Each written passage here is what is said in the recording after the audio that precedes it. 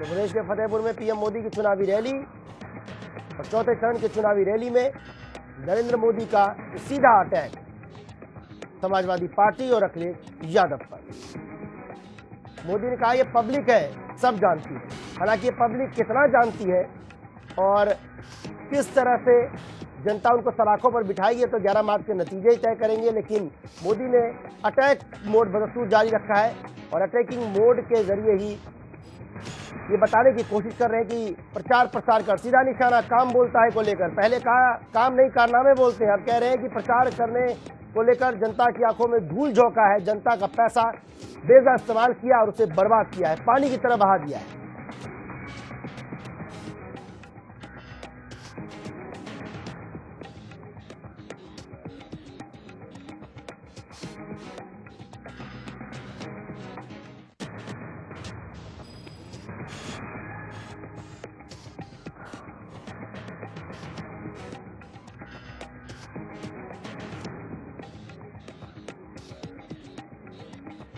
तो बीजेपी की सत्ता यदि आती है तो उत्तर प्रदेश में विकास की गंगा बहाई जाएगी। एक तरफ अखिलेश सरकार पर निशाना साधा कि जनता का पैसा पानी की तरह बहाया अपने प्रचार प्रसार के लिए।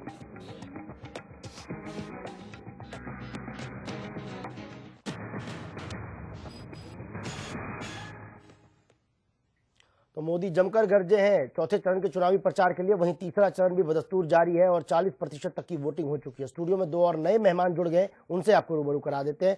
हमारे साथ कांग्रेस से हैं रमन शर्मा जी। रमन जी, आपका बहुत बहुत स्वागत है। साथ ही बीजेपी से हैं डीसी यादव जी, आपका भी बहुत बहुत स्वागत है। सबसे पहले मैं बीजेपी नेता का रुख करूंगा। जिस तरह से प्रधानमंत्री मोदी ने चौथे चरण के चुनावी प्रचार के लिए अटैकिंग मोड की शुरुआत कर दी। उन्होंने कहा है कि बेइजा इस्तेमाल किया है अखिलेश यादव और समाजवादी पार्टी ने अपने पार्टी के प्रचार प्रसार के लिए। साथ ही उन्होंने ये कहा है कि जब सरकार आएगी तो हम प्रदेश में विकास की गंगा बहा देंगे। 14 सालों तक इस प्रदेश को वनवास दे दिया गया था, जिसको लेकर कि विकास यहां तक पहुंच नहीं पाया। आरोप पहले भी लगा रहे थे, लेकिन चौथे चरण में अब लगता है पूरी तरह से अटैकिंग मोड में आ गए हैं मोदी जी। जी, प्रचार का समय है और पार्टियां अपनी रीति नीति और अपनी कार्यशैली को आगे रखते हुए प्रचार करती हैं। जी, भारतीय जनता पार्टी की जब से सरकार बनी है, सबका साथ सबका विकास, जी, पूरे देश में समान विकास की बातें कर रही है। जहां जहां हमारी सरकार है, पूरे प्रदेश में हमारी पार्टी की सरकारें बराबर हर क्षेत्र को और हर जाति को और हर ग्रुप को साथ लेके चल रही है। उसी चीज को आगे बढ़ाते हुए मोदी जी ने अपनी रीति नीति और अपनी कार्यशैली की बात की है। और हम जो हमारी कार्यशैली है, देश हित में काम करते हैं, गरीबों के लिए योजनाएं बनाते हैं और उनको जमीनी सतह पर उतार कर लोगों को उसका फायदा पहुंचाते हैं। उसी बात को मोदी जी ने आज दोहराया है। रमन जी, आपकी प्रतिक्रिया। ये कहने के लिए हमने जो जनता के सामने रखा है उसी को मोदी जी ने बयां किया, कुछ नया नहीं है। लेकिन इस पूरे रैली के भाषण को देखें तो उसमें बहुत कुछ नया नजर आ रहा है। मोदी जी ने कहा 14 साल से विकास रुका हुआ है यूपी का। 14 साल पहले जब बीजेपी की सरकार थी वहां पे तो क्या विकास हुआ, इसके भी आंकड़े दे देते। ये तो कहा जा रहा है, हम तो ये क्लेम कर रहे हैं कि 27 साल से यूपी का बुरा हाल होता चला आ रहा है और उसको ठीक करने के लिए अब गठबंधन हमने बनाया है ताकि इस विकास को दोबारा से शुरू करें। दूसरा, मेरी सबसे बड़ी जो चिंता है, जो नोटबंदी हुई उससे बाराबंकी और सीतापुर, जहां से फूल उत्पादन होता है किसानों का, उनका फूल उस समय नहीं बिका। उसके लिए किसी ने कोई घोषणा नहीं की है। उनको मुआवजा देंगे, उनके साथ क्या व्यवहार होगा, उनकी इंडस्ट्री आगे चलती रहे, उद्योग वो चलता रहे, उसके लिए क्या करेंगे। जो कानपुर एरिया है जहां पे टैनरीज हैं, चमड़ा उद्योग है, वहां पे स्वच्छ भारत अभियान के तहत जो सीवेज ट्रीटमेंट प्लांट लगने थे और केमिकल ट्रीटमेंट प्लांट लगने थे, एक का भी पैसा नहीं पहुंचा है। एक का भी एक पैसा नहीं पहुंचा है। वो क्यों नहीं पहुंचा, इसके ऊपर भी प्रधानमंत्री नहीं बोले। जो फर्रुखाबाद हरदोई बेल्ट है, उस बेल्ट के लिए 2012 के अंदर एक अनाउंसमेंट हुई थी। वहां पे जितने भी ये ट्रीटमेंट प्लांट्स हैं, वाटर ट्रीटमेंट प्लांट्स, ये लगेंगे और वो स्कीम पास पड़ी है। वो सिर्फ पैसे का एलोकेशन होना है, उसके ऊपर भी प्रधानमंत्री ने कुछ बताया। ये मैं सिर्फ विकास की बात कर रहा हूं, मैं कोई उनके ऊपर आरोप नहीं लगा रहा हूं। तीसरा, उन्होंने अखिलेश पर खजाना लुटाने का आरोप लगाया एडवर्टीजमेंट के ऊपर। एडवर्टीजमेंट कोई भी रिलीज होती है, इस समय उसकी परमिशन चुनाव आयोग से लेनी पड़ती है जी। या तो ली होगी या चुनाव आयोग को पता नहीं होगा तो उसकी कंप्लेंट की जा सकती है। एक नहीं, सारे विज्ञापन जो भी चाहे वो अखबारों में छप रहे हैं, टेलीविजन चैनलों में चल रहे हैं, वो सारे विज्ञापन बकायदा वेरीफाइड किए जाते हैं, परमिशन ली जाती है, उसमें तो अलग से लेटर बनकर आता है अप्रूवल। ये आरोप गलत है। तीसरा, उन्होंने वनवास खत्म किया जाए। अगर भारत में, पूरे भारत में इतना विकास हो चुका है, उसका लाभ यूपी को भी पहुंचा होगा, तो उनको ये सब कुछ कहने की जरूरत ही नहीं है। जनता अपने आप वनवास खत्म कर देती।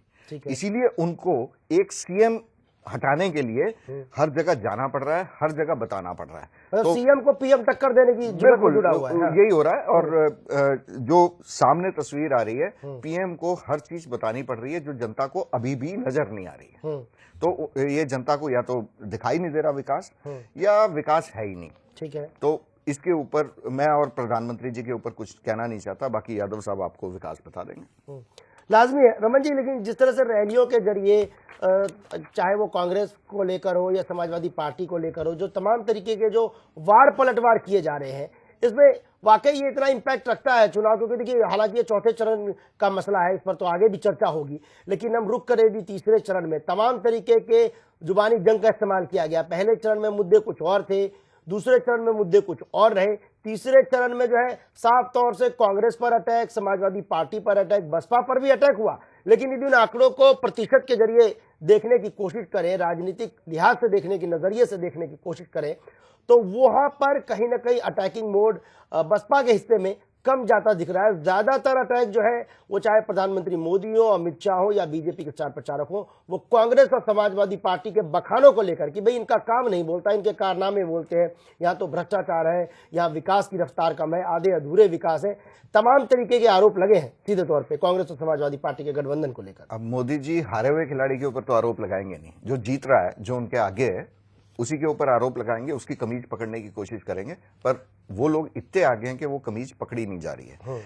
जब उन्होंने इंडस्ट्रीज के ऊपर बोला, सेंट्रल गवर्नमेंट ने 3 साल में एक भी इंडस्ट्री यूपी को नहीं दी। क्यों नहीं दी, ये तो प्रधानमंत्री बता सकते हैं। और वो तो ये आरोप लगा रहे हैं कि समाजवादी पार्टी ने, हमने तो विकास की नदियां बहा दी थी, तमाम सौगातें दी, समाजवादी पार्टी ने उनको प्रदेश में लागू नहीं करने दिया, पहुंचने नहीं दिया। ये तो एक बड़ा गलत सा आरोप है। अगर आप रेल कोच फैक्ट्री लगा रहे हैं, एक जगह से बंद करके दूसरी जगह लेके जा रहे हैं, उसकी लैंड एलोकेशन होगी, उसके लिए जो पंचायत है उसकी अप्रूवल चाहिए। वो हर स्टेट गवर्नमेंट के लिए अब जो लैंड बिल है वो मैंडेटरी हो चुका है। आप या तो ऑर्डिनेंस लेके आइए, किसान की जमीन छीन लीजिए, आपको सहमति की जरूरत नहीं है। तो ये मोदी जी का स्टाइल है, ये बाकियों का स्टाइल नहीं है कि आप छीना झपटी कीजिए। दूसरी चीज, लेदर इंडस्ट्री के ऊपर पूरी इंडस्ट्री वो क्योस में है कि आप अगर ये जो मीट बंदी है ये करने जा रहे हैं, तो चमड़ा उद्योग को लेदर कहां से मिलेगा, इसके लिए सेंट्रल गवर्नमेंट ने कुछ नहीं बोला। जबकि हमारा करीब 14% जो टोटल एक्सपोर्ट है लेदर गुड्स का, शूज का, स्पोर्ट्स मटेरियल का, वो यूपी से होता है। तीसरी चीज, जो टैनरीज हैं उनका भविष्य क्या होगा, जिसके अंदर करीब 22% यूपी की पॉपुलेशन डायरेक्टली इनडायरेक्टली इन्वॉल्व है। ये मेन मुद्दे हैं। आप रोजगार दे रहे हैं या रोजगार ले रहे हैं, इसके ऊपर पूरे इलेक्शन में, ये 3 फेज का करीब 50% इलेक्शन खत्म हो रहा है, इसके ऊपर मोदी जी ने कुछ नहीं बोला। और ये डायरेक्टली रिलेटेड है क्योंकि इसमें एनवायरमेंट भी आता है। ये सेंट्रल गवर्नमेंट को बताना चाहिए, ये स्टेट गवर्नमेंट अपने से चुनाव में तमाम तरीके के मुद्दे को दरकिनार कर चुनावी जो भाषा है उसका इस्तेमाल किया गया और उसके जरिए वोट बैंक को रिझाने की कोशिश की गई। जी, एक बार हम अपने संवाददाता का रुख कर लेते हैं। राकेश चौधरी हमारे साथ जुड़ गए। राकेश, जिस तरह से अब आंकड़े आ रहे हैं कि 40% तक मतदान हो गया है, तो सबसे पहले बात करेंगे मतदान के आंकड़ों की। आंकड़े कहीं ना कहीं संतोषजनक कहे जा रहे हैं और ऐसे में उम्मीद ये भी जतती है कि लगातार जिस तरीके से दोनों चरणों के आंकड़ों को देखें तो वहां पर वोटिंग का जो प्रतिशत है वो पुराने रिकॉर्ड को तोड़ गया है। ताजा स्थिति क्या कुछ बयां करती है इस वक्त की? देखिए अविनाश, जिस तरह से वोटर्स इस बार निकल रहे हैं उत्तर प्रदेश के, चाहे वो पहला चरण हो चाहे दूसरा चरण, वोटर्स इस बार भारी मात्रा में निकल रहे हैं। उत्तर प्रदेश और बिहार का कहा जाता है कि जो वोटर्स होता है वो और दूसरे प्रदेशों में होता है, चाहे वो रोजगार के माध्यम से हो या चाहे कैसे भी। लेकिन इस बार जिस तरह से जो 60% से ऊपर जो मतदाता इस बार वोट कर रहे हैं, वो कहीं ना कहीं ये जरूर दिखाता है कि जो उत्तर प्रदेश का वोटर है वो इस बार बढ़ चढ़कर इस जो विधानसभा चुनाव है उसमें हिस्सा ले रहा है। और ये चाहे अब ये भी देखने वाली बात है कि ये जो लगातार वोट परसेंटेज जो बढ़ रहा है ये किस पार्टी के पक्ष में जाएगा। वैसे तो सभी पार्टियां हैं जो ये दावा कर रही हैं कि जो वोट परसेंट बढ़ रहा है वो उनके पक्ष में जा रहा है, सभी पार्टियां अपने अपना दावा कर रही हैं। लेकिन ये जब जिस तरह से ये वोटर्स इस बार निकला है उसे ये साफ तौर पर जाहिर हो जाता है कि जो उत्तर प्रदेश का मतदाता है इस बार इस महापर्व में, लोकतंत्र के महापर्व में बढ़ चढ़कर हिस्सा ले रहा है। राकेश, जिस तरीके से ये तीसरा चरण कहीं ना कहीं समाजवादी पार्टी का गढ़ माना जाता है, 69 सीटों में से साल 2012 में 55 सीटों पर काबिज रही थी समाजवादी पार्टी। हालांकि लोकसभा चुनाव के जो आंकड़े बताते हैं साल 2014 के, उन आंकड़ों में कहीं ना कहीं पीछे खिसकती नजर आई है, यानी 2 साल में वो आंकड़ा कहीं ना कहीं कम हुआ, वर्चस्व कम हुआ। अब ऐसे में 2.5 साल में ये आंकड़ा कितना बढ़ सकता है और कितना कुछ अहम रहता है। वहीं यदि हम आज के बयान की बात करें, सबसे पहले अखिलेश यादव का जिक्र, शिवपाल यादव पर चुप्पी साध गए, उनका नाम तक नहीं लिया। जब वो वोट करने गए अपनी पार्टी के चुनावी सिंबल का इस्तेमाल किया। हालांकि बीजेपी इस पर क्या एक्शन लेती है, क्या चुनाव आयोग को शिकायत देती है, ये देखने वाली बात होगी। लेकिन उसके ठीक उलट मुलायम सिंह यादव जो चुनावी रैली में अखिलेश का जिक्र तक नहीं करते थे, ये तो जरूर कहते थे कि समाजवादी पार्टी ने विकास किया, लेकिन अखिलेश यादव ने क्या किया इस पर चुप्पी साध लेते थे। आज उनका भी पुत्र प्रेम यहां जमकर बहा। उन्होंने कहा कि बेटे अखिलेश यादव ने विकास किया है और अगला सीएम भी बनेंगे। तो क्या समाजवादी पार्टी की ये सोची समझी रणनीति, या फिर यूं कहे कि भावनाओं के समंदर में मुलायम सिंह यादव बह गए? पर ऐसा लगता नहीं है कि भावनाओं के समंदर में मुलायम सिंह जैसा दिग्गज नेता आसानी से बह जाएगा।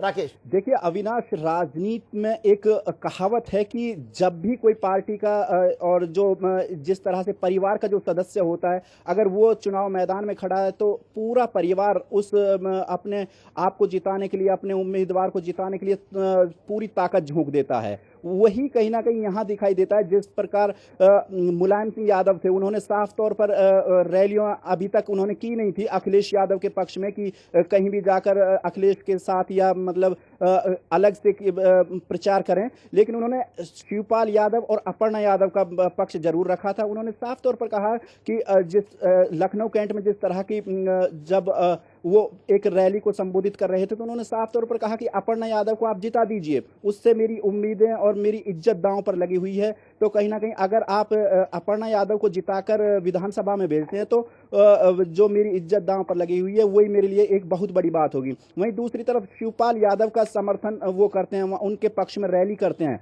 और उनके पक्ष में जनता से कहते हैं कि शिवपाल मेरे भाई हैं और इन्हें जिता दीजिए। तो ये एक परिवार का जो भावनात्मक जुड़ाव है वो यहाँ पर साफ दिखाई देता है। अब चुनाव की बात आ जाए, अब आज जिस तरह से वोट डालकर मुलायम सिंह यादव निकले और उन्होंने जब उनसे बात की गई तो उन्होंने साफ तौर पर कहा कि देखिए विकास के नाम पर अखिलेश को दोबारा उत्तर प्रदेश की जनता जिताएगी क्योंकि उन्होंने बहुत काम किया है। तो कहीं ना कहीं ये अब जो एक मनमुटाव था दोनों बाप और बेटे के बीच वो यहाँ पर खत्म होता दिखाई दे रहा है। और दूसरी सबसे बड़ी बात ये है, ये जो 69 सीटों का जो ये चुनाव हो रहा है विधानसभा सीटों का, ये समाजवादी पार्टी का गढ़ माना जाता है। और राकेश, इसमें कई अहम सीट भी है। लखनऊ कैंट विधानसभा की बात करें तो स्वाति सिंह वहां पर टक्कर दे रही है। अपर्णा यादव को लेकर पहले मुलायम सिंह यादव जो है अपील कर चुके हैं कि मेरी साख दांव पर लगी है, मेरी इज्जत दांव पर लगी है। बेहद अहम सीट मानी जा रही है शहरी क्षेत्रों की बात करें तो। देखिए मैं बता दूं अविनाश, जो सबसे ज्यादा जो लखनऊ कैंट की सीट है यहाँ पर अपर्णा यादव उम्मीदवार हैं समाजवादी पार्टी की तरफ से। बीजेपी की तरफ से रीता जोशी बहुगुणा जो पिछली बार यहाँ से कांग्रेस के चुनाव पर जीती थी, इस बार दोनों के बीच कड़ा मुकाबला है। यहाँ मैं बता दूं कि ब्राह्मण वोटर्स की जो सबसे ज्यादा जनसंख्या है वो 40,000 के आसपास है।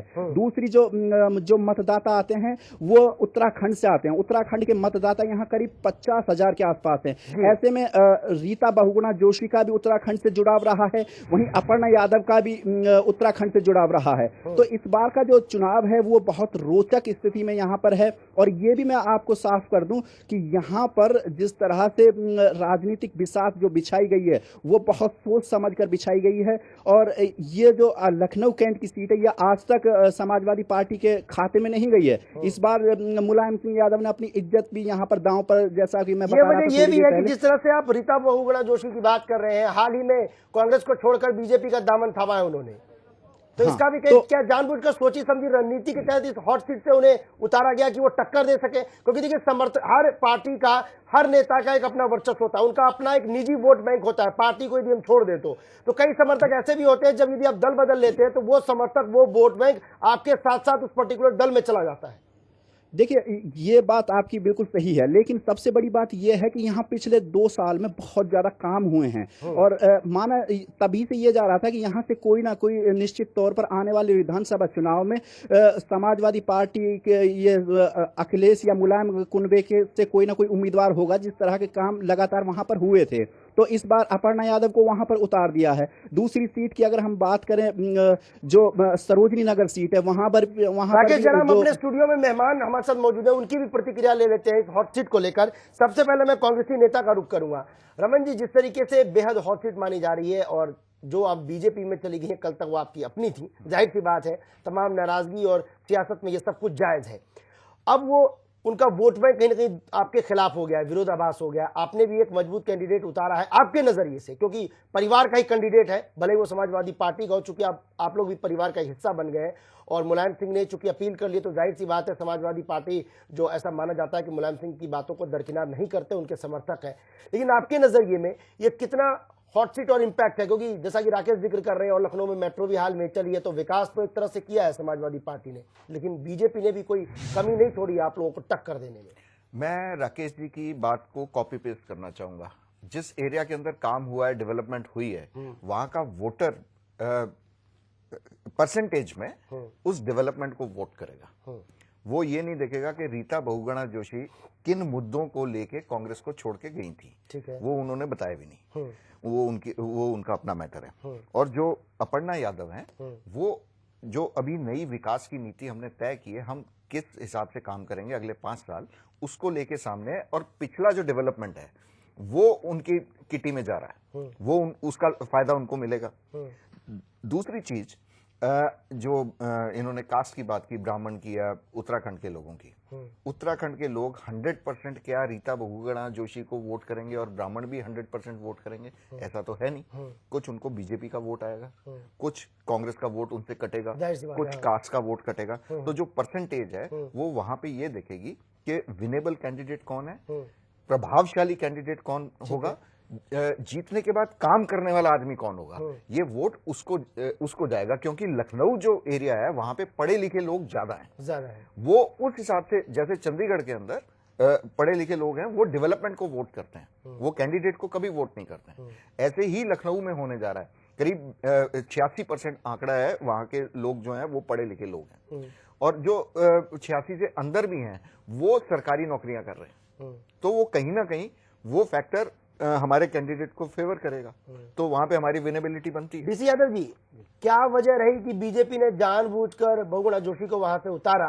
क्या इस वजह से कि उनका वोट बैंक उस लिहाज से उस सीट पर ज्यादा था, या फिर इस वजह से कि कांग्रेस से वो टूटकर बीजेपी में आई थी, वहां उनकी नाराजगी थी? क्या नाराजगी थी ये तो वो जाने, या फिर बीजेपी जाने, या फिर कांग्रेस जाने। कांग्रेस कह रही है हमें भी नहीं बताया। चलिए मान लीजिए उनकी निजी नाराजगी थी, और राजनीति में सब कुछ जायज है, इस लिहाज से भी कहा जा सकता है कि अपना अपना एक वर्चस्व होता है, वोट बैंक होता है, अपने कुछ सपने होते हैं जिसको लेकर वो बीजेपी में आई, बीजेपी ने टिकट दिया और सबसे अहम सीट से उतारा है। इस यदि पूरे चुनावी टक्कर को देखें तो कितना अहम टक्कर मानते हैं आप लोग इसको? क्योंकि लगातार इसमें कोई दो राय नहीं कि लखनऊ में तो कम से कम विकास हुआ होगा, उत्तर प्रदेश में यदि आप लोग कहते हैं विकास नहीं हुआ, यहाँ वनवास था, आपके पीएम मोदी कहते हैं, मान लीजिए, पर उत्तर प्रदेश की सड़कें और वहां के तमाम चीजें इसकी बानगी खुद ब खुद बयां करती है, और होना भी चाहिए, क्योंकि राजधानी है वो प्रदेश की, और यहाँ विकास ना हो तो शायद ये बात थोड़ा सा हजम नहीं हो पाएगी। देखिए, जो इस तरह की जो हॉट सीट होती है उसमें अकेला लोकल मुद्दा ही नहीं होता है। कार्यकर्ता ये जो अपने वोटर है वो बड़े जागरूक भी होते हैं और लार्जर पर्सपेक्टिव में सोच के वो डिसीजन लेते हैं। रीता बहुगुणा जोशी जी, इनका चेहरा नहीं है बीजेपी का ना इसका कांग्रेस का। अब वो दुखी होके इन्होंने पार्टी छोड़ी है, क्योंकि उनको लगा कि हमारा यहाँ पे कोई आगे स्कोप ही नहीं लगता है। कारण क्या है कि पार्टी दिशाहीन हो गई है, कोई मतलब पॉलिसी नहीं रही है, कोई कार्यक्रम नहीं रहे हैं, कोई नेता नहीं रहा है। अब कुल मिला के अगर आप इसकी तरफ जाएं तो जो इनका गठबंधन हुआ है टोटली बेमेल है। देखिए दरअसल सिर्फ इस सीट की बात कही थी। हाँ, आप सीट बात कर रहा हूँ ना, वो सारी चीजें आएंगी ना सामने जब रीता बहुगुणा जोशी जी वहाँ बातें रखेंगी अपनी, जो इतनी बड़ी नेता इनकी रही हैं और उनको भी ये संभाल के संतुष्ट नहीं कर पाए, तो मतलब वो सारी बातें रखेंगी। इतनी बड़ी नेता थी इसलिए आप लोगों ने टिकट दे दिया, सीट से उतार दिया। टिकट देना एक नेता का कद भी होता है, उसके अलावा सारी चीजें, बहुत सारी चीजें देख के टिकट दी जाती है, कोई एक चेहरा देख के नहीं दी जाती है। वो पार्टी का अपना तरीका है, उसके तरीके के हिसाब से वो डिसीजन होता है। तो पार्टी ने जो फैसला लिया बड़ा सोच समझ के लिया है और वो टक्कर दे भी रही है, उसमें ऐसी कोई बात नहीं है, बड़ी मजबूती से वो इलेक्शन लड़ रही है और उन्होंने अपने भविष्य की सारी बातें भी की हैं और आगे वो क्या करना चाहती हैं। और ऐसा विकास की जो बात है, जरूरी नहीं है कि जो हुआ है वही होना चाहिए था, और बहुत सारी पॉलिसीज होती है, काम करने के तरीके होते हैं, हो सकता है आने वाले समय में लखनऊ का इससे भी ज्यादा विकास हो, ऐसा सोच के हमने ये सारा। पर विकास हुआ ये तो मानते होंगे लखनऊ में? देखिए विकास राजधानी में तो हमेशा ही होता है, किसी भी पार्टी की सरकार हो और किसी भी प्रदेश की राजधानी हो, वहां तो प्रायोरिटी पे काम हमेशा ही होते रहे। मैं एक जवाब देना चाहूँ। जी बिल्कुल। रीता बहुगुणा जोशी ने उस समय पार्टी छोड़ी थी, कांग्रेस को छोड़ के बीजेपी में गई थी जब हमारा अलायंस नहीं हुआ था। उनके लिए वो सिचुएशन बहुत अलग थी। उनका सपना शायद रहा होगा सीएम बनने का, तो वो कांग्रेस में उनको नजर नहीं आ रहा होगा। आज उनको अपनी भूल जरूर नजर आ रही होगी।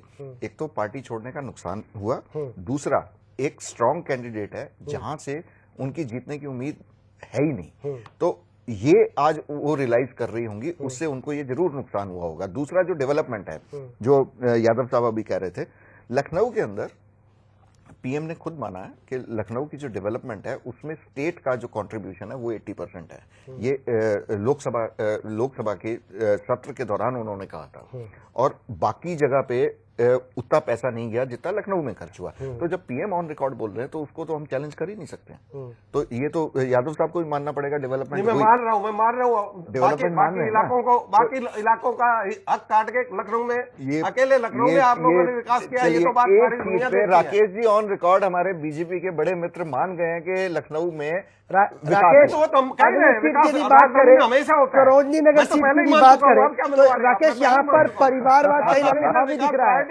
इससे यदि पहले की बात करें, साफ तौर से कहीं ना कहीं लखनऊ कैंट विधानसभा सीट की बात करें तो यहाँ भी अपने रिश्तेदारों को टिकट दी गई। यहाँ से अनुराग यादव जो मुलायम सिंह यादव के भतीजे बताए जाते हैं, उनको टिकट दी गई है। यानी परिवारवाद जो कहीं ना कहीं सपा में भारी दिख रहा है इन सीटों को यदि हम खंगालें, या फिर कहीं ना कहीं उनका वोट बैंक भारी है, क्योंकि इस पूरे यदि चरण को देखें तो 55 सीटों पर तकरीबन काबिज रहे थे। तो क्या यही वजह है कि परिवार के अपने लोगों को यहां पर टिकट दे दी गई, या फिर समाजवादी पार्टी का वर्चस्व इस नजरिए में इस कदर यहां पर हावी है कि उन्हें पता है कि टिकट यदि परिवार के लोगों को दे दो तो जुड़ाव और कनेक्टिविटी तो कहीं ना कहीं मिल ही जाएगी यहां से? राकेश, अब की बार जिस तरह से उत्तर प्रदेश चुनाव में टिकट बांटे गए हैं सभी पार्टियों की तरफ से, उसमें ऐसा नहीं है कि समाजवादी पार्टी की ही तरफ से परिवारवाद देखा गया है, सभी पार्टियों की तरफ से परिवारवाद देखा गया है। उसमें चाहे बीजेपी हो, राजनाथ सिंह के बेटे को टिकट मिला और हुकम सिंह की बेटी को टिकट मिला, और भी ऐसे कई नेता हैं जिनको टिकट मिला है। ऐसा स्पेशल अब इस वक्त उत्तर प्रदेश चुनाव में समाजवादी पार्टी की ही बात करना मेरे हिसाब से बेईमानी होगा। लेकिन अगर सरोजनी नगर चुनाव जो विधानसभा सीट है उसके चुनाव की बात करें तो यहाँ स्वाति सिंह जो वो दयाशंकर की पत्नी हैं, वही दयाशंकर जो बीजेपी के उपाध्यक्ष थे उत्तर प्रदेश के, लेकिन उन्होंने एक ऐसा बयान दिया था मायावती के खिलाफ जो भारी पड़ गया था। उसके बाद स्वाति सिंह ने उसको काउंटर किया। काउंटर करने के बाद अब दयाशंकर तो बैक फुट पे चले गए, लेकिन उनकी पत्नी वो महिला मोर्चा की अध्यक्ष बन गई और टिकट भी ले आई। लेकिन अब यहाँ जो मामला है वो यहाँ सपा के लिए फंसता हुआ भी दिखाई दे रहा है एक तरह से, और एक तरह से यहाँ जो सपा जो समाजवादी पार्टी के नेता हैं अनुराग यादव, उनकी जो साख है वो भी दांव पर लगी हुई है, साथ ही साथ समाजवादी पार्टी की भी साख दांव पर है, क्योंकि मुकाबले यहाँ कांटे का है। सबसे बड़ी जो दिक्कत यहाँ पर जो समाजवादी पार्टी के सामने आएगी वो आएगी बगावती सुर की, क्योंकि यहाँ से पहले किसी और को टिकट दिया गया था, उसके बाद अनुराग यादव को यहाँ से उतारा गया है। तो कहीं ना कहीं जो पार्टी के अंदर जो बगावत होती है उसका यहाँ पर जो खामियाजा अगर उत्तर प्रदेश चुनाव में इस बार विधानसभा सीट पर अगर भुगतना पड़ेगा तो वो समाजवादी पार्टी को भुगतना भी पड़ सकता है। लेकिन जिस तरह से मुलायम सिंह यादव ने कमान संभाली है, क्योंकि गढ़ है तो मुलायम सिंह यादव भी सोच रहे होंगे कि चलो बेटे ने जो कुछ किया वो ठीक है, लेकिन अब तो चुनाव है, चुनाव में मतलब अब पूरी तरह से कूद जाना चाहिए। तो कहीं ना कहीं अब ये अनुराग यादव चाहे स्वाति सिंह, यहाँ भी कड़ा मुकाबला देखने को मिलेगा। और भी ऐसी कई सीटें हैं जहां पर समाजवादी पार्टी और बीजेपी, बसपा, इन सब के बीच सीधी कांटे की टक्कर है। ये कहना अभी जल्दबाजी है बिल्कुल राकेश, लाजमी है कि देखिए तमाम सियासी पार्टियों ने परिवारवाद को बढ़ावा दिया है, भले वो दरकिनार करते रहे, लेकिन सवाल ये उठता है कि चूंकि 55 सीटें समाजवादी पार्टी ने जीती है, ये उनका हॉट सीट माना जाता है, तो लाजमी है ऐसी सीटों पर अपने ही पार्टी के उम्मीदवार को खड़ा करना या अपने परिवार के लोगों को उम्मीदवार बनाना कहीं ना कहीं वर्चस्व को और बढ़ावा भी देता है कि यदि वहां से जीत जाते हैं, क्योंकि जनता में ये एक मैसेज जाता है कि भाई इन सीटों पर हम पहले काबिल थे। जाहिर सी बात है उन्होंने जो काम किया होगा, जनता यदि वोट करेगी तो वो पार्टी को लेकर वोट करेगी, क्योंकि उम्मीदवार यदि घर के होंगे तो वो कनेक्टिविटी कहीं ना कहीं और बढ़ जाती है। लेकिन बखूबी सही कहा आपने कि वर्चस्व और कहीं ना कहीं साख भी यहां पर दांव पर लगी हुई है। वही राकेश, यदि हम बात करें इस पूरे चुनावी समीकरण की जाट वोट, माफी चाहूंगा, यादव वोट बैंक सबसे ज्यादा यहां अहम माना जाता रहा है, और जिस तरीके से इस पूरे समीकरण को देखा जाए तो ये सबसे ज्यादा इंपैक्ट रहता है कि आपस में जो पारिवारिक कलह जिसका कि लगातार हम सुबह से जिक्र कर रहे हैं कि मुलायम सिंह ने अब कमान संभाली, लेकिन लगता है कि कमान संभालने में काफी देरी कर दी है। यही 1-2 दिन पहले ही उनका न्यूट्रल बयान आ जाता तो कहीं ना कहीं जो वोट बैंक है, लोगों में कनेक्टिविटी और बढ़ती। अब जनता वाकई कंफ्यूज है। अखिलेश का वो बयान कि शिवपाल पर चुप्पी साध गए और पारिवारिक कलह कहीं ना कहीं नुकसान हो सकता है समाजवादी पार्टी को। देखिए अविनाश, मैं बता दूं, जिस तरह से जो समाजवादी पार्टी के अंदर जो कलह हुई कुनबे की, उसमें जो वोटर्स हैं, आम जो लोग सोचते हैं, वो दो तरह से सोचते हैं। पहला कि इसे एक राजनीतिक स्टैंड के तौर पर भी जो वोटर्स हैं वो देख रहे हैं। दूसरा कि इसे आने वाले भविष्य में कि अखिलेश का क्या होगा, समाजवादी पार्टी का क्या होगा, उस पर भी लोग सोचते हैं। लेकिन जिस तरह, ऐसा नहीं है कि मुलायम सिंह यादव ने देरी की या कुछ कोई बहुत जल्दी अगर मुलायम सिंह यादव कुछ बोल देते तो फर्क पड़ता। मुलायम सिंह यादव यहाँ कंटिन्यू प्रचार में रहे हैं, चाहे वो शिवपाल यादव के ही रहे हों या बेटी अपर्णा के बीच रहे हों। ठीक है कि उन्होंने और कहीं नहीं, शायद मुलायम सिंह यादव को भी ये लगता है कि यहाँ पर जिस तरह से अखिलेश यादव में कई ऐसी सीटें थी जहां मुलायम सिंह यादव टिकट किसी और को देना चाहते थे, लेकिन अखिलेश यादव ने उनको टिकट किसी और को टिकट दिया, तो उससे ये साफ जाहिर है कि वो थोड़ी नाराजगी जरूर हो सकती है। लेकिन मुलायम सिंह यादव ने अपने कम से कम जो परिवार के सदस्य जो चुनाव लड़ रहे हैं, उनकी जो साख दांव पर लगी है, उसको बचाने के लिए खुद को आगे किया है। और जिस तरह से आज बयान दिया है, उससे लगता है कि अब भविष्य में आने वाले जो 3 या 2 चरण जो भी बचेंगे, उनमें मुलायम सिंह यादव रैली भी कर सकते हैं अखिलेश के साथ और उनका प्रचार भी कर सकते हैं। लेकिन जिस तरह से बाराबंकी की सीट की अगर बात करें, बाराबंकी में बेनी प्रसाद वर्मा जो समाजवादी पार्टी के बड़ा चेहरा थे, उनके बेटे को बीएसपी से टिकट मिला है। वो बगावती सुर अपनाकर बीएसपी में शामिल हो गए थे, जहां से उन्हें टिकट मिला है। यहाँ भी बगावती सुर हैं। वो आज जिस तरह से बेनी प्रसाद वर्मा के बेटे बोल रहे थे कि भाई उत्तर प्रदेश में बीएसपी की जो फुल बहुमत की सरकार आएगी, तो अब ये ऐसी पेचीदा सीटें हैं जहां पर अभी कहना कुछ भी जल्दबाजी है। लेकिन इतना जरूर है कि समाजवादी पार्टी के लिए ये जो चुनाव है तीसरे चरण का, ये बहुत महत्वपूर्ण इसलिए होता है क्योंकि यही समाजवादी पार्टी का गढ़ है। यहां से अगर समाजवादी पार्टी बढ़त लेकर के चलती है तो आने वाले चुनाव में उनको फायदा भी हो सकता है।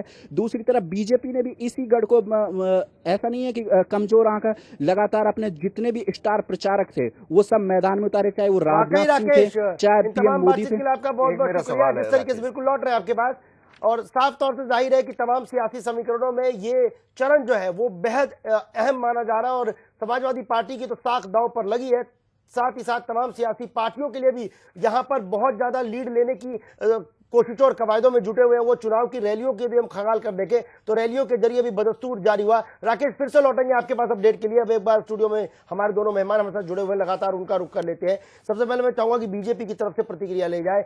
साफ तौर से कहीं ना कहीं देखा जाए इस पूरे चुनावी रैली में, जैसा कि हमारे संवाददाता राकेश भी जिक्र कर रहे थे कि बेहद अहम सीट है, और जिस तरह मुलायम सिंह ने आखिरी दौर में आकर यह बयान दिया है कि मैं अब जो है पारिवारिक कलह हमारी खत्म हो चुकी है, आगे मैं प्रचार करूंगा, आगे मैं तमाम चीजों को लेकर दौड़ूंगा, वो लगता है कि काफी एक तरीके से यदि ये पहले तमाम चीजें निकलकर सामने आती तो वोटर कंफ्यूज नहीं होते। आज अखिलेश के बयान को देखें तो चाचा शिवपाल पर चुप्पी साध गए। वो चुप्पी कहीं ना कहीं वोटरों में एक मैसेज जाएगा कि भाई चाचा और भतीजे की नाराजगी तो खत्म हुई नहीं है। ऐसे में बीजेपी के पास एक और मुद्दा हाथ लग गया। हालांकि ये मुद्दा छोटा बनेगा या बड़ा बनेगा ये तो तमाम रैलियों के जरिए निकल कर आएगा, लेकिन हाँ, मुद्दा जरूर हाथ लगा है।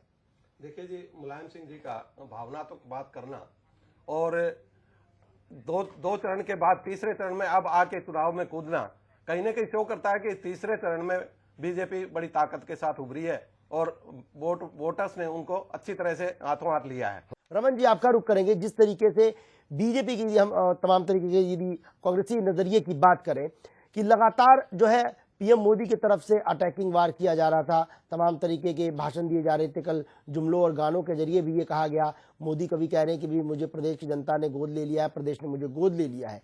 तो उसका पलटवार एक तरह से कहें तो लालू प्रसाद यादव ने भी किया और डिम्पल यादव ने भी कहीं ना कहीं एक गानों के जरिए ये बात बताने की कोशिश की कि हमारे अंगने में तुम्हारा क्या काम है। हालांकि ये फिल्म अमिताभ के से इस्तेमाल किया गया था, लेकिन उन्होंने बता दिया कि भी बाहरी लोगों का हमारे यहाँ क्या काम है, जो बाहरी और बनाम भीतरी की लड़ाई चल रही थी। इसके इतर रुक करेंगे आपका बिल्कुल।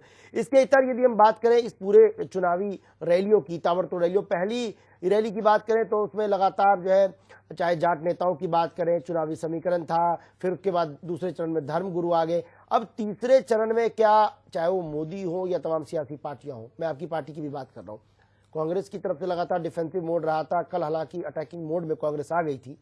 लेकिन यदि हम बाकी बात करें समाजवादी पार्टी की तो बहुत ही नॉर्मल स्टैंड रहा है, ये लोग डिफेंसिव मोड ज्यादा रहे। क्या वजह है कि बीजेपी लगातार अटैक पे अटैक की जा रही है? आज की रैली को हम छोड़ देते क्योंकि ये चौथे चरण के चुनाव प्रचार का हिस्सा था, जो अभी आप सुन रहे थे अखिलेश को कि वो मोदी के मन की बात पर चुटकी ले रहे थे। पर क्या बाकी की पहले की रैलियों में ये तल्खियत क्यों नहीं देखने को मिल रही, जो लगातार बीजेपी की तरफ से अटैक किया जा रहा है? बसपा को लेकर उनकी तल्खियत है, लेकिन वो आंकड़ा, वो फीसदी बेहद कम। वजह क्या है इसकी? देखिए, हमारे को किसी से तलखी रखने की जरूरत ही नहीं, क्योंकि हम अपने रास्ते पे चल रहे हैं, जनता हमारे साथ है, तो हम उस कोर्स को खराब क्यों करें? बदजुबानी जो हो रही है वो बीजेपी की तरफ से हो रही है। जहां तक सवाल है स्वाति सिंह का, दयाशंकर जी की जो टिप्पणी थी उनके हस्बैंड की, क्या मायावती वो भूल गई हैं? क्या वहां की जो जितनी भी औरतें हैं वो सारा वो भूल चुकी है एपिसोड? वो एपिसोड इतना बड़ा था, पूरे देश को हिलाया उस एपिसोड ने, और वो कोर्ट तक पहुंचा हुआ है। ऐसे ही जो पहले दो चरण थे, सारे ये कह रहे हैं कि बीजेपी उसमें सुस्त थी, अब थोड़ी सी चुस्ती पकड़ रही है। इसका मतलब पहले दो चरण बीजेपी हार चुकी है। आ रहे डीसी साहब आपके पास। तीसरी बात, जो तीसरे चरण के मुद्दे हैं, ये सबसे इंपॉर्टेंट एरिया है जो पूरे उत्तर प्रदेश को रेगुलेट करता है। उसके अंदर बीजेपी ने कोई विजन नहीं दिया। क्या विजन तो आपके पास भी नहीं था। विजन तो हमने दिया है ना। यदि हम पुराने आंकड़ों को खंगाल कर देखें, अब तो चलिए समाजवादी पार्टी के साथ आपका गठबंधन हो गया। मैं दरअसल आपने आंकड़ों का जिक्र किया तो वो आंकड़े भी लाजमी है कि जो बीजेपी के हिस्से में सीटें गई, आपका तो बहुत कम फीसदी था, महज 2 से 3 सीटें। अगर मैं बात करूं कि मेरी अगर इस इलेक्शन में भी हम अकेले लड़ते, कांग्रेस अकेले लड़ती और हमारे को 100 सीट आती या 50 सीट आती, बीजेपी को 5 मिली थी और कांग्रेस को 2 सीटें। चलिए 55 की मैं बात कर रहा हूं, 69 सीटों में से 55 समाजवादी पार्टी को और 5 बीजेपी के खाते में, 2 आपके खाते में। उसके बाद मोदी जी की लहर आई, लोकसभा में 73 MP है। क्या उतनी सीटें उस परसेंटेज में जीत रही है बीजेपी? बिल्कुल नहीं जीत रही है। आज मोदी जी को हर एरिया के अंदर, हर पॉकेट के अंदर, नतीजे तो 11 मार्च के बाद आएंगे। हाँ। एक जिस एरिया में आप काम करते हैं उस एरिया से एक आपको फीडबैक आता है। एक जब बड़ा नेता, ये फीडबैक तो तमाम पार्टियां, आप कहेंगे कि हमारा ज्यादा है और बीजेपी कहेगी कि हमारा ज्यादा है। प्रधानमंत्री जी जिस हिसाब से कह रहे हैं कि आप मेरे को वोट दीजिए, मेरा बनवास खत्म कीजिए, उसका मतलब क्या है? जब आप 73 MP नहीं, वो तो ये कह रहे हैं कि भी समाजवादी पार्टी ने विकास नहीं किया, वो वनवास वो कह रहे हैं। तो 73 MP जो थे वो यूपी के कितने मुद्दे लोकसभा में लेके गए? 3 साल होने को आए हैं। डीसी यादव जी जवाब दीजिएगा। 73 MP ये आंकड़ों के जरिए समझाने की कोशिश कर रहे हैं। देखिए, ये जो बात कर रहे हैं मेरे रमन भाई दोस्त, ये जो जिस तरह की बातें कह रहे हैं, इनको ये भी पता होना चाहिए कि पिछले इलेक्शन 2012 के इलेक्शन में 2014 का इलेक्शन भी आया इसके बाद, और आज जो लोगों की भावनाएं और लोगों की जो सोच है वो बहुत बदल चुकी है। बीच में हमें काफी वोट मिला है और आज हमारा जो अपना वो है अनुमान, उसके हिसाब से हम लोकसभा से कम वोट नहीं ले रहे हैं। हम उसी ताकत के साथ लड़ रहे हैं और उसी वजह से इनकी छटपटाहट है जो ये बार बार बात कर रहे हैं, और उसी छटपटाहट में इन्होंने गठबंधन किया है, जो गठबंधन बिल्कुल ही बेमेल है। रही बात अखिलेश जी ने अभी बात आपने लाइव दिखाई थी नोटबंदी की, नोटबंदी के बाद देखिए इन्होंने खूब लोगों को भड़काया, चाहा कि लोग सड़क पे आ जाएं और गदर मच जाए। लोगों ने, इन्होंने भारत बंद का आह्वान किया। देश के इतिहास में पहली बार हुआ है सरकार के विरुद्ध अपोजिशन ने बंद का आह्वान किया और जनता इनके साथ खड़ी ना होकर पब्लिक सरकार के साथ खड़ी थी और इनको अपना बंद वापस लेना पड़ा था। नोटबंदी को लोगों ने बड़ा अच्छी तरह माना है और आज तक लोग अच्छा बता रहे हैं कि देश हित में नोटबंदी है। को अच्छी तरीके से माना है, ठीक है, मान लेते हैं कि भाई देश की यदि भ्रष्टाचार कम होने में नोटबंदी जैसा कड़ा फैसला भी लिया जाए तो जनता ने बड़े शांति के साथ इसका सम्मान किया, नहीं, ये लेकिन उसको इसका दूसरी ये तरफ दिखा मतलब रहे नहीं हैं कि ना। इसमें खामियां नहीं थी। देखिए तमाम तरीके की तस्वीर आई। सबसे पहले हम कानपुर का ही जिक्र करते हैं क्योंकि उत्तर प्रदेश में चुनाव है। सबसे पहले कानपुर के अखबार ने मुझे ये बता दीजिए 3 महीने पहले इस खबर को कैसे छाप दिया कि भाई नोट बदले जा रहे हैं, नए नोट की तस्वीरें क्या होगी, ये भी वायरल हुई। साथ ही पंजाब में, मैं उन नेता का नाम का जिक्र नहीं करना चाहूंगा, एक बकायदा नेता लाखों रुपए के नोट जो दिखा रहे हैं कि मेरे तो बदल दिए गए। ये तमाम चीजें आखिर कैसे हो गई, इस पर सवाल उठे थे लगातार। और आप यदि नोटबंदी की बात कर रहे थे कि नोटबंदी में लोगों को तकलीफें भी हुई और जो जीडीपी भी नुकसान में गया, उद्योग धंधे बंद हुए, कई जो मजदूर वर्ग के लोग हैं, छोटे तबके के लोग, उनको सबसे ज्यादा दिक्कतें हुई। वो जो दिल्ली, मुंबई या बाकी मेट्रो शहरों में रह रहे थे वो वापस उत्तर प्रदेश, बिहार या अलग अलग दूर दराज के इलाकों में वापस चले गए। तो वो वोट बैंक तो कहीं ना कहीं आपका नुकसान में गया, वो टूटा भी होगा, वो नाराज भी होगा। अविनाश जी के साथ एक सवाल मैं भी जोड़ देता हूँ। आपने कितने नकली नोट पकड़े, कितना काला धन पकड़ा, आज तक आप बता नहीं पा रहे? नहीं, ये देखिए, आप ये नहीं कह सकते कि काला धन नहीं पकड़ा गया है।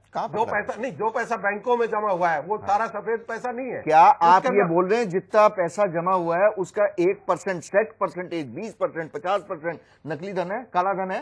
काला धन है उसमें। वो काला धन कितने परसेंट है? ये वो तो एक कैलकुलेशन की बात है। उसकी सर वो कैलकुलेशन कब आएगी? उसकी इंक्वायरी हो रही है, उसके ऊपर काम हो रहा है। एक दिन का काम नहीं है। नकली नोट कितने पकड़े गए? दिए जा रहे हैं, नकली नोटिस दिए जा रहे हैं। नकली नोट बाहर आएंगे तो पकड़े भी जाएंगे।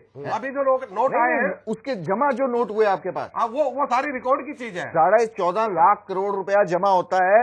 एक FIR नकली नोट की ना बैंक कराता है ना रिजर्व बैंक। रिजर्व बैंक उस पर वो तो जमा हो चुके हैं, जमा हो चुके हैं। तो आपको तो कार्रवाई हो रही है। कितना नकली नोट था? सारी चीजें कार्रवाई हो रही है। उसमें आपको पता कैसे लगेगा? पता लगेगा, आए होंगे तो पता लगेगा। क्या सियासी मुद्दा था ये चुनाव में लगातार उछाला गया और प्रदेश का वोटर भी या फिर आपकी सरकार मान लीजिए यदि समाजवादी पार्टी की ना बनकर बीजेपी की बन जाएगी या बसपा की बन जाती है या फिर कोई और परिस्थितियां होती है, लेकिन वोटर जब वोट करने जाएगा ये तमाम सवाल उसके जहन में उभरेंगे। मान लीजिए लोकसभा चुनाव में जनता ने आपको चुनकर भेजा, लेकिन उसके बाद बीजेपी सरकार की खामियां भी रही थी, इसको भी आप सिरे से नहीं खारिज कर सकते। तमाम तरीके के लगातार इस पर सवाल भी उठाए गए कि भी बीजेपी ने चुनावी वायदे किए, 15 लाख का चाहे वो वादा हो, वो तमाम चीजें। वोटर कहीं ना कहीं बहुत समझदार है, वो लगातार इंटरनेट पर गूगल में सर्च करके तमाम चीजों को खंगाल लेता है। हम आप यदि गलत आंकड़े भी पेश कर देंगे वो हमें भी जवाब दे देगा कि नहीं आपने ये गलत बोला है, ये सही है। देखिए जी, जो वादे होते हैं वो खाली 1 साल 2 साल के लिए नहीं होते, वो 5 साल के लिए वादे होते हैं। और ये बात हमारी पार्टी बार बार दोहराती रही है कि हम जितने वादे हमने किए सबको पूरा करने के बाद 15 लाख वाला तो आपने कह दिया जुमला है, अच्छे दिन और 15 लाख वाला। देखिए 15 लाख वाला मुद्दा, देखिए आप लोग इसको गलत कोट करते हैं। 15 लाख हर आदमी को मिलेंगे, ये प्रधानमंत्री जी ने कभी नहीं बोला है। तो अमित शाह ने क्यों बोला कि जुमला है? नहीं, अमित शाह जी ने ऑन रिकॉर्ड बोला है। नहीं, उन्होंने ये बोला आप गलत बोल रहे हैं। हर आदमी के हिस्से में 15 लाख आने का मतलब ये नहीं कि ये प्रधानमंत्री मोदी ने अच्छे दिनों का नारा और 15 लाख रुपए वापस आएंगे ये कहा है अकाउंट में आएगा। उन्होंने कहा था 15 लाख हिस्से में आएंगे एक आदमी के। ये बोला था अमित शाह जी ने उसको जुमला क्यों डिक्लेयर किया?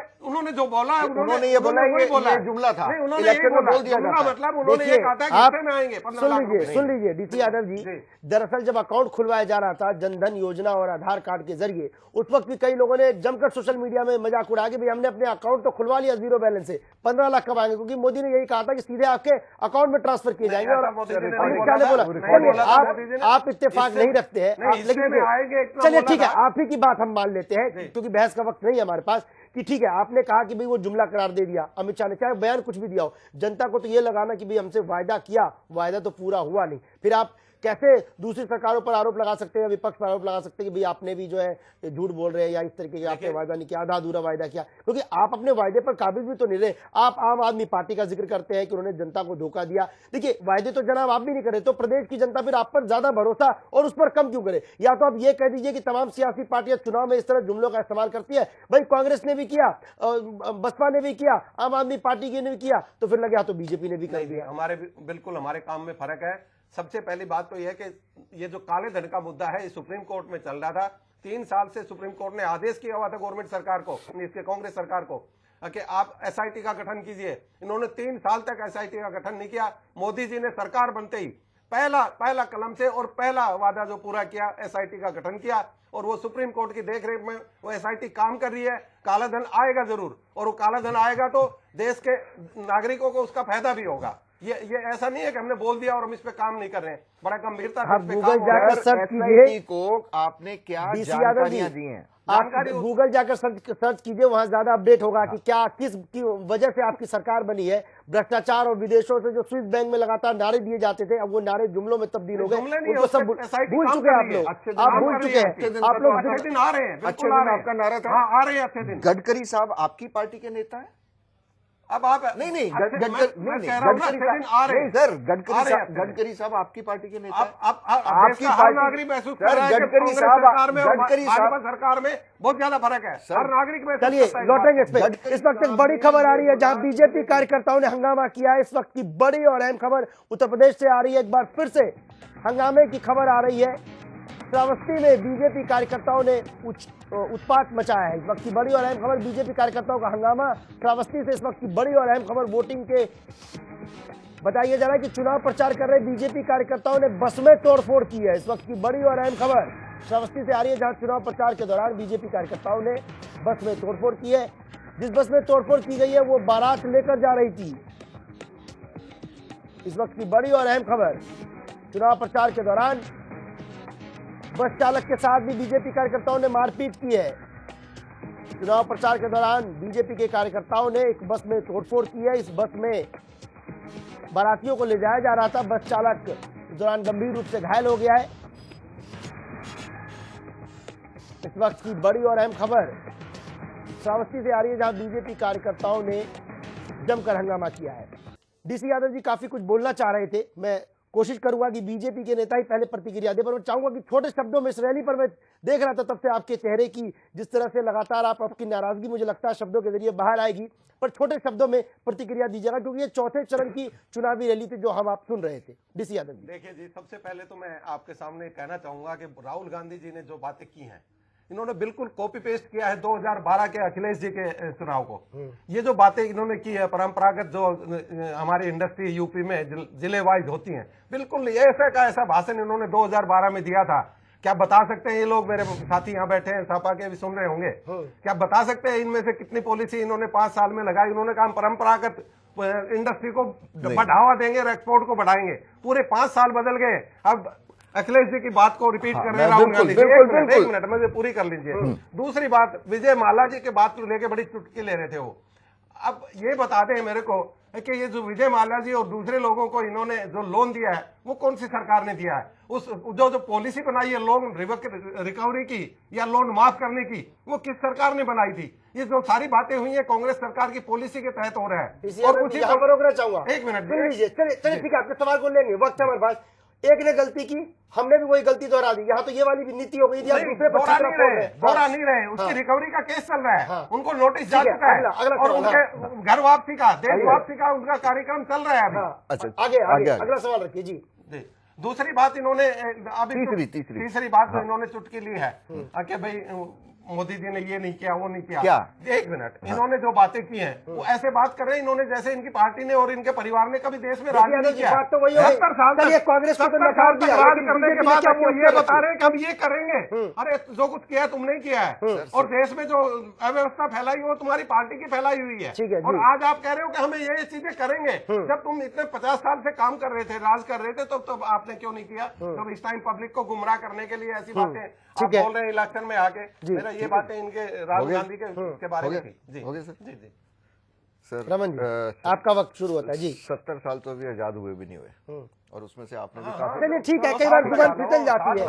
हाँ, जुबान फिसल जाती है, आंकड़ों में मत जाइए। और कम कर देते हैं। 54। अच्छा, जो कॉपी पेस्ट 2012 का बता रहे हैं, मोदी जी पीएम तो बने नहीं थे। नहीं, मैं अखिलेश जी की कॉपी पेस्ट की बात कर रहा हूँ। अखिलेश जी का भाषण था, अखिलेश जी का जो भाषण था उसमें मेट्रो वाला तो प्रॉमिस मोदी जी का है, सफाई का मोदी जी का है, घाट मोदी जी का है। जो वो कह रहे हैं ना इंडस्ट्री को बढ़ावा देंगे और एक्सपोर्ट करेंगे, मैं उन बातों की बात जो राहुल जी डेवलपमेंट के लिए कह रहे हैं। डेवलपमेंट के लिए कह रहे हैं, बिल्कुल यही बातें अखिलेश जी ने 2012 में बोली थी। उस पर कितना काम हुआ है ये प्रकाश आप डाल सकते हैं क्या? हाँ, मैं बता सकता हूँ आपको। किस शहर की बात करें, कानपुर की बात करें, की बात की थी उन्होंने, जो राहुल गांधी ने किया ऐसे ही उन्होंने। सर अब ये मैं 7 राहुल गांधी जी वाले लूं या सभी की बात की थी, ये डेवलपमेंट की बात मुद्दों को लेकर दीजिएगा। हाँ अच्छा जी, पीने के पानी की जो आपका मंत्रालय है उसने ये कहा है यूपी के अंदर इस समय 64.5%, 64, ये गूगल कर लो सर, आपका मंत्रालय बात पे आ रहे हो, हम अखिलेश जी की बात कर रहे हो ना, आप अखिलेश जी की बात कर रहे हैं, मैं तो उनका बातों का पानी पीने का पानी डेवलपमेंट में आता है, का जवाब मांग रहा हूँ जो इन्होंने कॉपी पेस्ट की है। कॉपी पेस्ट मेरे को तो पता नहीं, आप मैं बता रहा हूँ ना, आप निकलवा लीजिए, रिकॉर्ड है। हाँ, 2012 में बिल्कुल यही बात अखिलेश जी ने बोली थी। आपके सब्जेक्ट ले रहा हूँ तो हम ले नहीं रहे ना, आप तो दूसरी बात। पानी यादव जी, मुझे ये समझ नहीं आता, कल तक जब राहुल गांधी चुप थे तब आप लोगों को बड़ा इंटरटेन हो रहा था, और मैं देख रहा था कि स्टूडियो में बैठे बैठे आप भी राहुल गांधी की बात को सुनकर कहीं ना कहीं खुश हो रहे थे, चाहे वो नजरिया किसी और का भी रहा हो। देखिए, चुनाव में यदि आंकड़ों की बात करें तो हम सभी को पता है कि बयान दिए जाते हैं, और उन्होंने 7 सीधे सवाल पूछे तो उनका जवाब देने के बजाय आप इसमें उलझ रहे हैं कि सवाल ही गलत है। अविनाश जी, जवाब मांग रहा हूँ, ये 5 साल पहले बोले थे सरकार, वो तो प्रदेश की जनता तय करेगी कि कितना विकास हुआ नहीं हुआ, 11 मार्च तक इंतजार करना होगा। ये गवर्नमेंट, ये 5 साल पहले इन्होंने यही सर, ये गवर्नमेंट ऑफ इंडिया के आंकड़े हैं 2005। गवर्नमेंट इंडिया की नहीं है, अरे मैं सर, अखिलेश जी के बयान की बात कर रहा हूँ। अखिलेश बिल्कुल यही बात बोली थी उन्होंने, बोल दी ना हम कि डेवलपमेंट करेंगे, इंडस्ट्री को डेवलप करेंगे। हाँ, तो होगी डेवलपमेंट, नहीं हुई है, बता दो ना कितना डीसी यादव, वो बता रहा हूँ, आप सुनना नहीं चाहते। डीसी यादव जी, ये चौथे चरण का है, इसके लिए आगे भी डिबेट में हम आपको शामिल करेंगे, वक्त होगा। स्टूडियो में तमाम दोनों मेहमान हमारे साथ लगातार बने हुए, एक बार फिर से उनका रुख करेंगे, बीजेपी का रुख करेंगे कि आज का दिन कहीं ना कहीं यदि हम देखें तो बीजेपी पर लगातार अटैकिंग मोड हो रहा है। अभी कुछ देर पहले राहुल गांधी ने कहा, अखिलेश यादव ने कहा, और अब बसपा सुप्रीमो ने भी। नोटबंदी को लगता है कि आने वाले यदि हम चौथे चरण की बात करें तो ये बड़ा अहम मुद्दा रहने वाला है कि आपने पूरे देश को लाइन में लगा दिया और इससे देश का नुकसान हो गया, उद्योग धंधे बंद हो गए। देखिए जी, नोटबंदी की जहां तक बात है, देश की जनता बिल्कुल सरकार के साथ खड़ी है, और लोगों ने लाइन में लगे लगे भी ये कहा कि हम परेशानी है लेकिन ये डिसीजन बहुत सही है, और देश की जनता इसको एक अच्छे रूप में देख चुकी है। इसको ये जितना मर्जी उछाल ले, पब्लिक गुमराह नहीं होने वाली है। इसका अर्थ क्या निकला सर, नोटबंदी जो आपकी हुई? चलिए, उन्होंने अपना जवाब दे दिया कि भाई जनता ने कहीं ना कहीं जो उसमें तमाम खामियां थी उसकी जमकर आलोचना की, उस पर पहले भी तमाम सभाएं हो चुकी है, डिबेट हो चुकी है, लगातार अखबार में सुर्खियां बटोरी जा चुकी है, और अखिलेश और बसपा सुप्रीमो और राहुल गांधी ने तीनों ने निशाना साधा। लेकिन अब वाकई सियासत का एक अजीबोगरीब आ गया, या फिर यूं कहें कि दंगल जो मोड़ था वो बिल्कुल एकदम चरम पे है। तीसरे चरण के बाद ये फाइट लगता है बिल्कुल कांटे की टक्कर होने वाली है। ये सीटों और वर्चस्व की लड़ाई नहीं रह गई, अब आत्मसम्मान की भी लड़ाई बनती जा रही है उत्तर प्रदेश का दंगल। नहीं, ऐसा नहीं है, क्योंकि जो गठबंधन है, हमारा अलायंस जो है वो काफी आगे है, उसमें आज हमारे को कोई फर्क नहीं पड़ने वाला। आज हम और इनसे लीड ले रहे हैं, क्योंकि नोटबंदी का जो इम्पैक्ट है वो हर रोज आ रहा है। लोगों की नौकरियां आज भी जा रही हैं, काम धंधे आज भी कमजोर पड़े हुए हैं, वो इम्पैक्ट आएगा। जहां तक डेवलपमेंट की बात है, मोदी जी हर बात में डेवलपमेंट गिनाते हैं पर करते नहीं है। जहां तक पानी की, अभी 3 दिन पहले जो केंद्र सरकार ने आंकड़ा जारी किया डेवलपमेंट का, उसमें हमारे को अखिलेश यादव की सरकार को 48% के आसपास की एवरेज थी 2012 में। इस बार इन्होंने खुद 65% के आसपास लाके खड़ा कर दिया। क्यों खड़ा किया? क्योंकि काम हुआ होगा। केंद्र सरकार ऐसे तो किसी को सर्टिफिकेट देगी नहीं। जब ये सर्टिफिकेट मिल जाता है, उसके बाद आप उसी डेवलपमेंट को क्रिटिसाइज करें, और अपनी जो डेवलपमेंट नहीं हुई है उसको आप सर्टिफिकेट दें कि हमने बहुत अच्छे काम किए, तो जनता समझती है। और आज जनता ये भी समझ रही है शालीन कौन है और मोदी जी को गुस्सा क्यों आता है। मोदी जी को गुस्सा इसलिए आता है कि आज सवाल उठ रहे हैं। सवाल ये सिर्फ नोटबंदी पे नहीं उठे, डेवलपमेंट पे उठे, रोजगार पे उठे, विजय माल्या पे उठे, हर चीज के ऊपर जवाब उठ रहे हैं। सवाल जैसे जैसे उठते जाएंगे, आगे के 2 साल मोदी जी के लिए और कठिन होंगे। आगे और भी 10 चुनाव और आने, 10 राज्यों के चुनाव। इन चुनाव में यूपी इसलिए इंपॉर्टेंट हो जाता है, यहाँ पे लोकसभा की 80 सीटें थी, जिसमें से 73 मोदी जी को दी, और सिर्फ मोदी जी के नाम को दी, ना कि बीजेपी के नाम को दी। और उसमें से 73 आदमियों ने एक भी जो गांव है आदर्श गांव नहीं बनाया, एक भी सरकारी योजना पूरी तरीके से लागू नहीं की। तो आज जनता उनके साथ कैसे खड़ी हो जाएगी? कोई वजह बताएं कि वो क्यों नहीं कर पाए। वो कोई वजह नहीं है, वो सिर्फ ठीकरा फोड़ रहे हैं कि राज्य सरकारों ने काम नहीं किया। डीसी यादव जी, आपके नजरिए से देखिए, समाजवादी पार्टी का गढ़ माना जाता है, हालांकि 2012 के आंकड़े 55 बयां कर रहे थे 69 सीटों में से। साल 2014 में आप लोगों का आंकड़ा कहीं ना कहीं ज्यादा गया, लेकिन आपके लिहाज से कितना अहम है ये जो तीसरा चरण है, क्योंकि अब कांटे की टक्कर शुरू हो गई है। चौथे चरण में जो चुनावी रैली है इस पर हम आगे भी चर्चा करेंगे, लेकिन तीसरे चरण के लिए अहम चरण को देखें जो समाजवादी पार्टी का गढ़ है, ऐसे में बीजेपी की प्रतिष्ठा भी कहीं ना कहीं दांव पर है, क्योंकि यहां यदि समाजवादी पार्टी को यदि हमने पीछे कर दिया, लीड यदि बीजेपी की हो गई तो आगे की राह आसान हो जाएगी। हालांकि नतीजों तक तो 11 मार्च को हम सभी को इंतजार करना पड़ेगा। देखिए जी, ये जो चटराक नजर आ रही है सभी पार्टियों की, वो यही दिखाती है कि भारतीय जनता पार्टी लीड ले रही है और ताकत के साथ इलेक्शन लड़ रही है, और लोगों ने भारतीय जनता पार्टी की पॉलिसी, और ये जितना मर्जी कहें कि हमने विकास नहीं किया, सभी पार्टियां दावा कर रही है, नहीं बता रहा हूं, यहाँ पे भाषण दे रहे हैं विकास हम बहुमत लेकर आएंगे, मायावती कह रही है 300 सीटें लेकर आएंगे, यही बात आप भी कह रहे हैं, तमाम उधर आरएलडी की तरफ से भी जिक्र किया जा रहा है। हालांकि यहाँ पर यदि पूरे चुनावी रैलियों में देखें तो उनकी रैलियां अखबारों या टेलीविजन चैनलों में कम गई, वजह कुछ और रही होगी, जनाधार कम होगा, जो भी चीजें हैं, लेकिन सभी पार्टियां दावा कर रही है और करना भी चाहिए। सभी पार्टियां अपना मनोबल टूटने नहीं देती, आप लोग भी दावा कर रहे हैं, लेकिन आपके लिए कितना अहम है इन तीसरे चरण में जो 55 सीटें, आप तो चाहेंगे ना कि जो 55 सीटें समाजवादी पार्टी के खेमे में गई थी वहां ज्यादातर पे अपना कब्जा हो? बिल्कुल हम चाहेंगे और हम इसी रणनीति पे काम भी कर रहे हैं। दूसरी बात में छोटी सी बार बार विकास की और कार्य की बात कर रहे हैं। अखिलेश जी अभी भाषण दे रहे थे, जाते जाते जब बंद हुआ है उनका भाषण, तो उन्होंने बोला है कि मैं अपने बुजुर्गों को पेंशन दूंगा, पेंशन दूंगा, मतलब आज तक आपने उनको पेंशन नहीं दी है। हमारी नीतियों को तो जरूर ये क्रिटिसाइज कर रहे हैं, लेकिन उन्होंने अपने मुंह से बोला है कि मैं आने वाले समय में बुजुर्गों को सबको पेंशन दूंगा। इसका मतलब हाल आपने पेंशन भी नहीं दी है बुजुर्गों को, आप दूसरे विकास की बात क्या करेंगे? और रही बात हमारी, हमने ये जितना मर्जी क्रिटिसाइज कर ले, जमीन पे काम हुआ है 2.5 साल में, जितना काम हो सकता वो उससे ज्यादा काम हमने करने की कोशिश की है, और आने वाले समय में इस काम की स्पीड बहुत ज्यादा तेज होने वाली है, रिजल्ट जमीन पे दिखाई देगा। और ये हमारे पार्टी इसी लाइन पे काम कर रही है कि 2019 के इलेक्शन से पहले हम जितने वायदे किए हैं उससे ज्यादा काम करके लोगों के बीच जाएंगे। सर, बुजुर्गों को पेंशन दी है, उन्होंने ये कहा है जो वर्ग रह गया है, जो 55 से 60 वाला वर्ग जो नया हम लेके आए हैं, हम उसकी बात कर रहे हैं सर। नहीं, उन्होंने जाते जाते जिनको पेंशन नहीं मिली है, आप सुन लीजिए अभी दोबारा से। चलिए, वो चौथे चरण का मसला है, हम चौथे चरण पर भी लगातार प्रतिक्रिया करेंगे। फिलहाल तीसरे चरण को रुख करते हैं। आप लोगों के लिए यानी कहीं ना कहीं महत्वपूर्ण है और आप लोग उम्मीद जता रहे हैं कि हम यहाँ से लीड लेकर जाएंगे। बिल्कुल, हमारी यहाँ पे एब्सोल्यूट लीड होने वाली है। यहाँ से हम 300 के आंकड़ा पार करने की तरफ जा रहे हैं। मोदी जी का गुस्सा और यादव साहब का भी थोड़ा सा गुस्सा ये दिखा रहा है कि जो गठबंधन है वो इनसे काफी आगे पहुंच चुका है। आज जो बातें हो रही हैं वो फैक्ट्स के ऊपर हो रही हैं।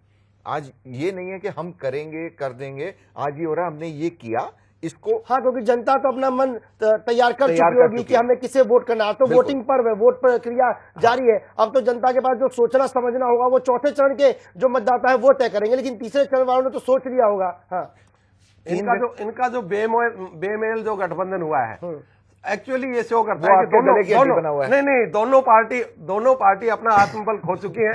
उनको लग रहा है लोग हमारे साथ नहीं है, इसलिए ये बेमेल गठबंधन या बेमेल यूपी को साथ पसंद है या नहीं? आखिरी प्रतिक्रिया। हाँ, यादव साहब कह रहे हैं, इसको अन्यथा ना ले, ये बीजेपी और बसपा के बारे में बता रहे हैं, ये डिमोरलाइज हो चुके हैं। ये कांग्रेस गठबंधन के बारे में आप दोनों मेहमानों से चलते चलते एक आखिरी प्रतिक्रिया। हम पावर में आएंगे, चलिए, हमारी वो तो जनता तय करेगी ना, वो तो प्रदेश का वोट किया है। जब आपने इतना काम किया तो आप ये बेमेल गठबंधन की जरूरत नहीं। बीजेपी ने तो कह दिया कि भाई आपका काम नहीं बोलता, कारनामे बोलते। आखिरी प्रतिक्रिया आप दोनों मेहमानों से, वोटिंग का प्रतिशत आप लोगों के नजरिए से कितना रहेगा? क्या 60% का आंकड़ा जो विधानसभा चुनाव कर रहा है वो आज भी, क्योंकि पहले और दूसरे चरण के लिए आंकड़ों को देखें तो वोटिंग का नए रिकॉर्ड कायम हुए थे, आज भी बढ़ेगा आंकड़ा? ये आंकड़ा बढ़ेगा तभी हमारी जीत जो है वो उसका वोट प्रतिशत बढ़ेगा। और सबसे बढ़िया चीज है, 2 लड़कों को लोग पसंद कर रहे हैं, वही गुस्सा मोदी जी के भाषण में नजर आ रहा है। और यादव साहब मेरे को पीटने वाले लगता है कि आगे भी हालांकि जुबानों की जंग तो जारी रहेगी, आगे भी मुझे लगता है जुबानों की जंग ये बदस्तूर जारी रहेगी। जी, आपकी प्रतिक्रिया? देखिए, सीधी सी बात है, भारतीय जनता पार्टी की कार्यशैली और नीति को लोगों ने हाथों हाथ लिया है। बहुत उत्साहित है मोदी जी के लिए लोग, और उसी वजह से लोग ज्यादा से ज्यादा संख्या में निकल के वोट करेंगे। मतलब और भारतीय जनता पार्टी की सरकार बनेगी। और कांग्रेस कह रही है कि जनादेश बढ़ रहा है तो हमारे खेमे में। चलिए, इसका फैसला तो 11 मार्च के नतीजे तय करेंगे। फिलहाल आप तमाम मेहमानों का बहुत बहुत शुक्रिया। तो उत्तर प्रदेश में तीसरे चरण का चुनाव मतदान जो है बदस्तूर जारी है, और फिर हम लौटेंगे। फिलहाल इस खास पेशकश में मेरे साथ इतना ही, हमें दीजिए इजाजत। नमस्कार।